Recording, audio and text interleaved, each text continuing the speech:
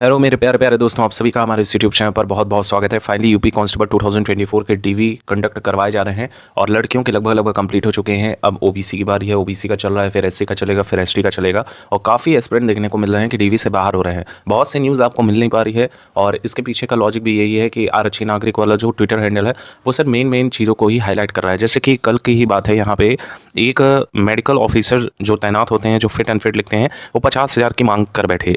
यहाँ पे सीना फूल रहा था लड़के का, लेकिन गलत तरीके का मेजरमेंट उन्होंने करवाया और फिर 50,000 की मांग की उनसे। और फिर जब मामला हाईलाइट हुआ तो यहाँ पे उनके ऊपर मुकदमा दर्ज हुआ है। तो इस तरह की चीज़ें तो हो भी चुकी हैं कई जगह पे डीवीपीएसटी में। ये तो पहला मामला यहाँ पे संगीन देखने को मिला है, जिसकी वजह से यहाँ पे ये हाईलाइट हुआ है।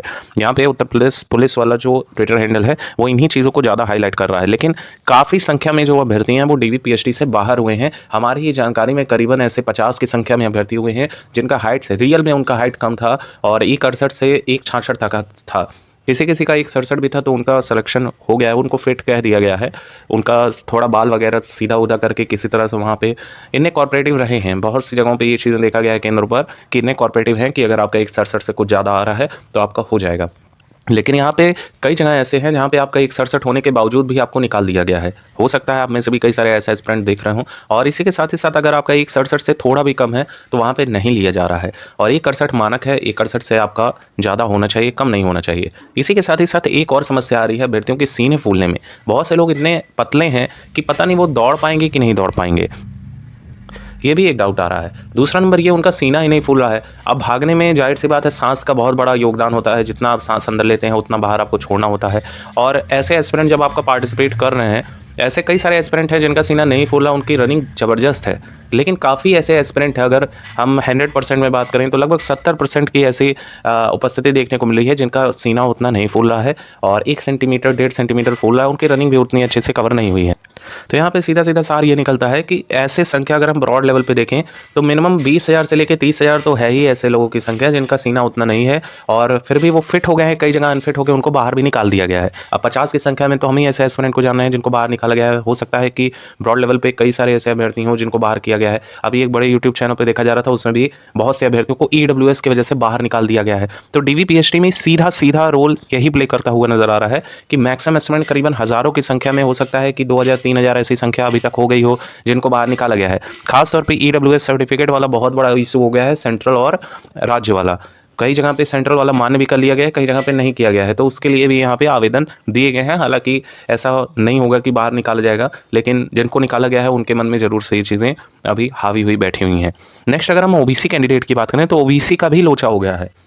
ओबीसी का दिक्कत क्या हुआ है, इनके भी सर्टिफिकेट में इशू देखने को मिल रहा है। जो अभी चल रहा है टेंडेंसी, उसमें भी कई सारे एस्पिरेंट बाहर हो रहे हैं। बहुत से लोग तो हाइट की वजह से और चेस्ट की वजह से ही बाहर हो गए। और दूसरा बाहर होने का क्या परिणाम निकल के आ रहा है, जो डीवीपीएसटी में उचित समय का सर्टिफिकेट ना दे पाना, उसे फाइनेंशियल ईयर का, ये दूसरा बन रहा है आपका। अब 1,72,000 के अप्रॉक्सिमिटी में आपके कैंडिडेट ऐसे हैं जो 1,74,000 के अप्रॉक्स यहाँ पर अभ्यर्थियों को शारीरिक मानक परीक्षा में बुलाया गया है और उसके बाद दौड़ की परीक्षा आपकी फरवरी के लास्ट में कंडक्ट होनी है।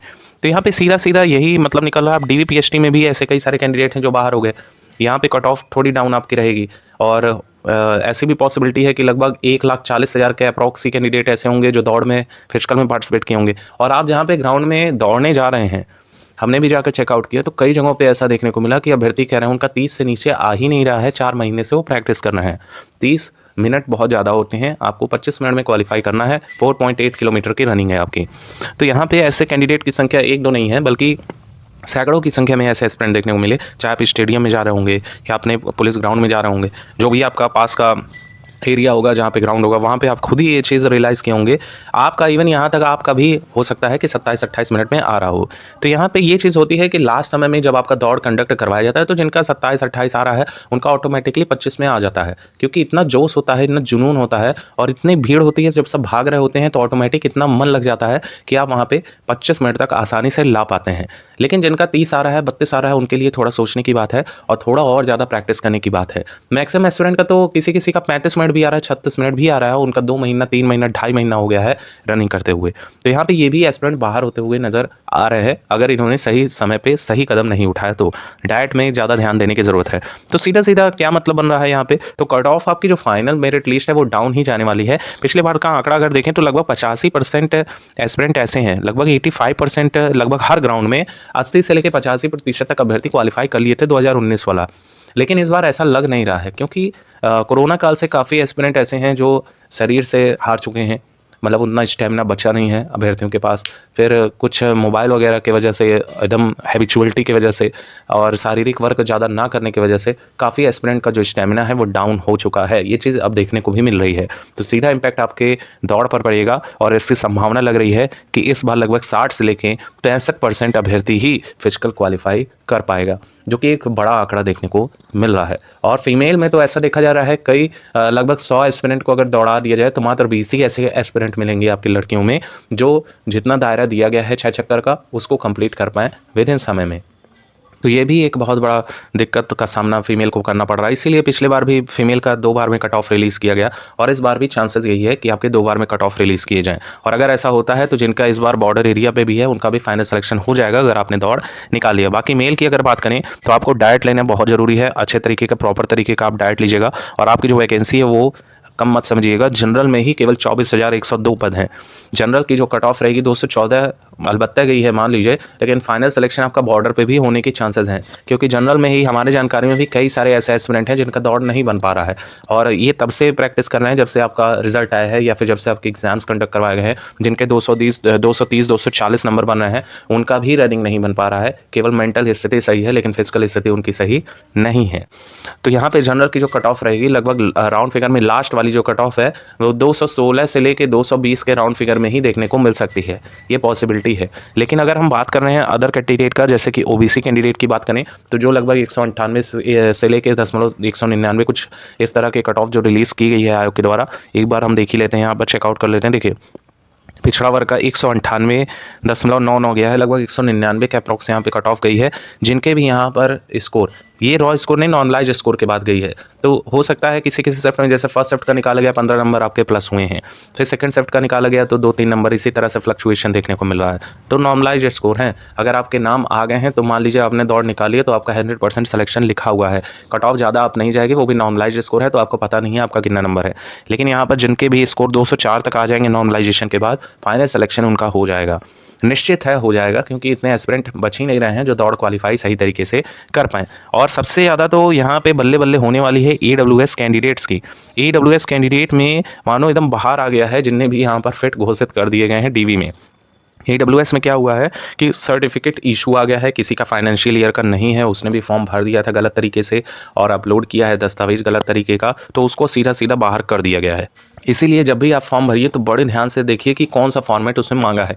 अब सेंट्रल वालों की उम्मीद थोड़ी कम लग रही है, जो सेंट्रल का अप्लाई किए थे उनकी उम्मीद काफ़ी कमी लग रही है कि उनको दोबारा से मौका दिया जाएगा, क्योंकि उत्तर प्रदेश सरकार है, जो एक बार कह दिया सो कह दिया।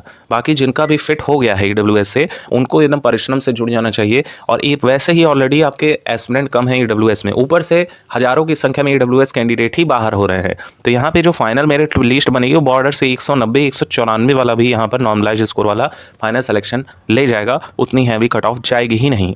महिलाओं में जो ये कट ऑफ देखने को मिल रही है, ये दोबारा रीशेड्यूल किया जाएगा, देखिएगा आप, हमारी बात रखिएगा, ये दोबारा से रीशेड्यूल होगा। जिनका भी बॉर्डर एरिया पे है और उन्होंने दौड़ निकाल लिया तो 100% आपका सिलेक्शन लिखा हुआ है। बाकी अनुसूचित जाति वाले भाई भी तैयार रहेंगे, इनका भी सर्टिफिकेट इशू कुछ देखने को जरूर मिलेगा। अगर यहाँ पे के DV PhD कंडक्ट होंगे उसके बाद ही सारा डाटा निकल पाएगा कि क्या चल रहा है अनुसूचित जाति में और अनुसूचित जनजाति में। फिलहाल इसके अकॉर्डिंग कोई डाटा नहीं अवेलेबल है। तो मिलते हैं नेक्स्ट वीडियो में, और यहाँ पे छोटा सा मोटिवेशन देने की कोशिश किए हैं। अगर आपको अच्छा लगा हो तो वीडियो ज़्यादा से ज़्यादा लाइक करेंगे। And thank you so much for watching, keep updated, stay tuned, channel subscribe करके रखिएगा। आपके ज्वाइनिंग तक, फिजिकल तक सारी अपडेट हमारा चैनल देता रहेगा। तो चैनल सब्सक्राइब कर लीजिएगा। एक बार फिर से अपनी वीडियो देखने के लिए आप सभी का बहुत बहुत धन्यवाद।